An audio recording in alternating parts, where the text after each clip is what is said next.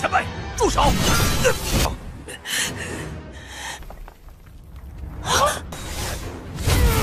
正好，此次释放出前辈。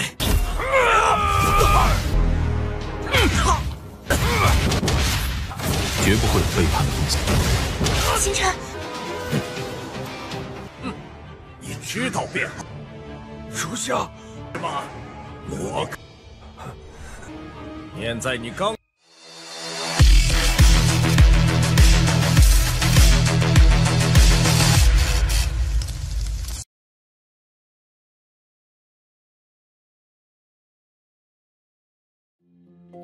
Halo semuanya, selamat datang di Ruang Sinema. Bagaimana kabar kalian semua? Semoga selalu sehat dan baik-baik saja. Sesuai jadwal, jadi pada hari ini kita akan kembali melanjutkan series Donghua Martial Master episode terbaru. Yang mana ini adalah episode yang ke-568. Bagi yang mau bergabung dan series ini, kita sudah sediakan playlistnya. Jadi kalian bisa dengan mudah mencari di mana episode awal dari series ini. Sebelum kita mulai episode terbarunya, kita akan melihat dulu apa saja yang telah terjadi pada episode sebelumnya. Tepatnya pada episode 567. Kemarin kondisi benar-benar tidak menguntungkan, pasalnya Tuan Mokara berniat untuk melakukan penyerangan kepada tim Kinchan. Untung saja sebelum hal buruk terjadi, Klodao pun berbicara dengan Tuan Mokara menggunakan bahasa klan iblis. Dia memberitahu kalau dia bersama yang lainnya sudah melakukan pembangkitan untuk Tuan Mokara. Sedangkan Sang Uji dan kelompoknya merupakan orang-orang yang mengaku saja. Meskipun mereka adalah keturunan dari ras iblis, tapi mereka itu telah bekerjasama dengan ras manusia. Jauh berbeda dengan Kinchan yang meskipun ras manusia, tapi berkeinginan untuk menghidupkan kembali ras iblis. Kinchan bahkan membuktikan kalau dialah yang memang menciptakan susunan formasi sihir pembangkit. Alhasil Tuan Mokara pun percaya dengan perkataannya. Ia langsung saja menghabisi Sang Uji dan hanya meninggalkan dua sosok yang akan dilahap oleh Klodao. Sekarang kita akan melanjutkan episode terbarunya. Klodao dengan sangat mudah menghabisi kedua pria ini yang tidaklah dapat berbuat apapun lagi. Klodao pun segera menyerap kekuatan darah yang mereka miliki, dan seketika saja membuat para gadis Kinchan agak panik. Karena selain Klodao, Tuan Mokara juga melakukan penyerapan. Sudah cukup lama bagi dirinya untuk tidak memakan daging dan darah. Jadi tujuan Tuan Mokara adalah memakan kelompok Kinchan. Serangan langsung saja dia lakukan. Melihat hal itu tentu tidak akan dibiarkan oleh Klodao. Dia pun mencoba menahan Mokara, tapi serangan yang dia lakukan terlalu kuat sampai-sampai mementalkan Klodao. Mokara menjadi begitu kesal. Pasalnya, Klodao telah berani melindungi ras manusia. Klodao mencoba mengajaknya berbicara sambil menjelaskan kalau para manusia ini memiliki hubungan yang sangat baik dengan klan iblisnya. Mereka jugalah yang membangkitkan Mokara, jadi tidaklah layak jika dihabisi. Meskipun gitu, Mokara tidaklah peduli dan apa yang telah Klodao katakan. Ledakan kekuatan yang dia ciptakan kembali menahan pergerakan para gadis. Kinchan hendak bertindak namun dilarang oleh Klodao, karena dialah yang akan mencoba menghentikan semua ini.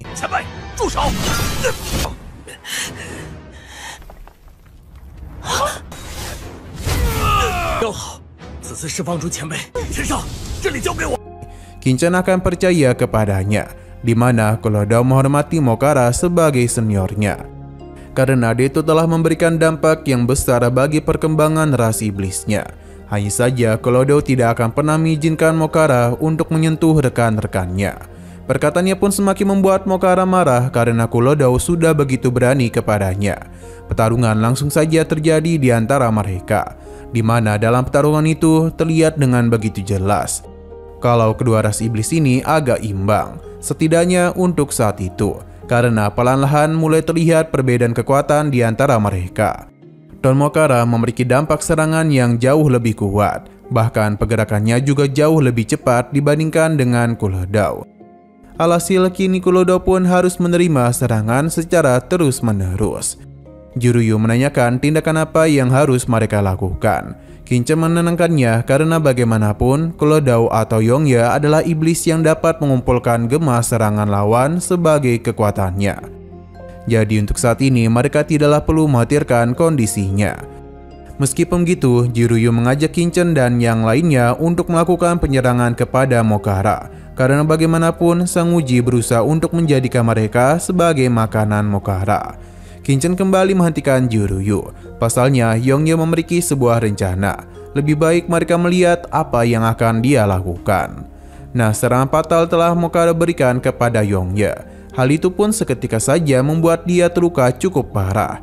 Para gadis menjadi panik karena bisa saja Yongye meninggoy.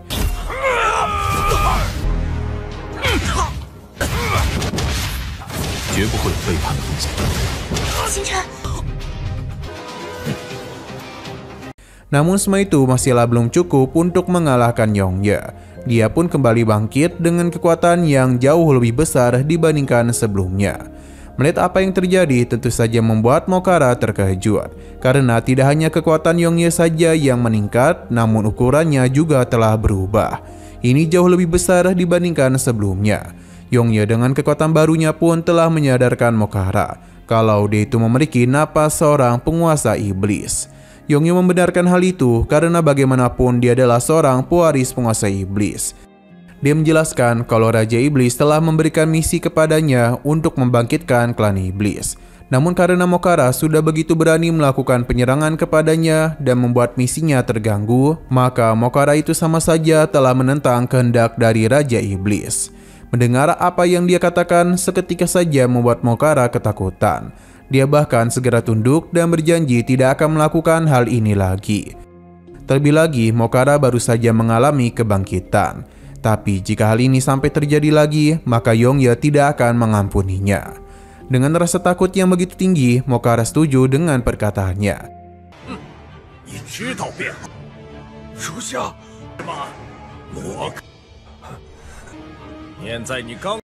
Di sini, Yongye pun membawa Mokara ke hadapan Kinchen sambil memperkenalkannya. Begitu pula dengan para gadis di belakang yang adalah milik Kinchen. Meskipun mereka adalah manusia, namun orang-orang ini telah bergabung dengan dirinya untuk membangkitkan klan iblis. Hanya saja status yang mereka miliki berada jauh lebih tinggi dibandingkan Mokara. Maka karena itulah dia harus melayani Kinchen dan yang lainnya. Hal ini tentu tidaklah dapat diterima oleh Mokara. Berhubung dia itu masihlah belum mengakui kekuatan yang Kinchen miliki, maka saat jugalah Kinchen mengeluarkan parasit iblis yang ada di tubuhnya. Melihat hal itu seketika saja membuat jiwa Mokara masuk ke dalam kesadaran benih parasit emas. Dia sama sekali tidak menduga akan bertemu parasit tersebut di tubuh manusia. Ini tidak hanya dimiliki oleh Kinchen saja, namun juga dimiliki oleh Qiansu, yang adalah benih parasit perak. Hal itu benar-benar tidaklah diduga oleh Mokara. Dengan begini, Yongye pun berharap Mokara bisa percaya kalau mereka merupakan orang-orang yang dipilih oleh klan iblis mereka, dan tidaklah boleh berbuat apapun kepada mereka. Kinchen meminta Mokara untuk bersabar karena dia itu masihlah memiliki banyak kesempatan untuk dapat memulihkan kekuatannya.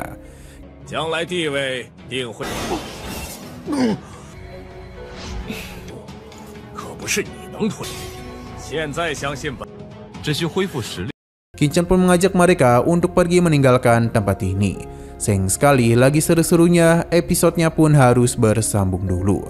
Namun sebelum kita akhiri, seperti biasa kita akan melihat preview bagian selanjutnya, di mana Kinchen sepertinya telah masuk ke dalam alam bawah sadar Mokara untuk dapat meletakkan segel jiwa kepadanya. Kinchen tidak menduga dengan betapa luasnya kesadaran dari makhluk tersebut. Walaupun gitu, dirinya akan tetap melakukan hal ini. Sedangkan di sisi luar, Mokara terlihat tidak dapat bergerak dulu. Hingga sesaat kemudian dia telah kembali mendapatkan kesadarannya. Sedangkan Kinchen masihlah belum sadarkan diri.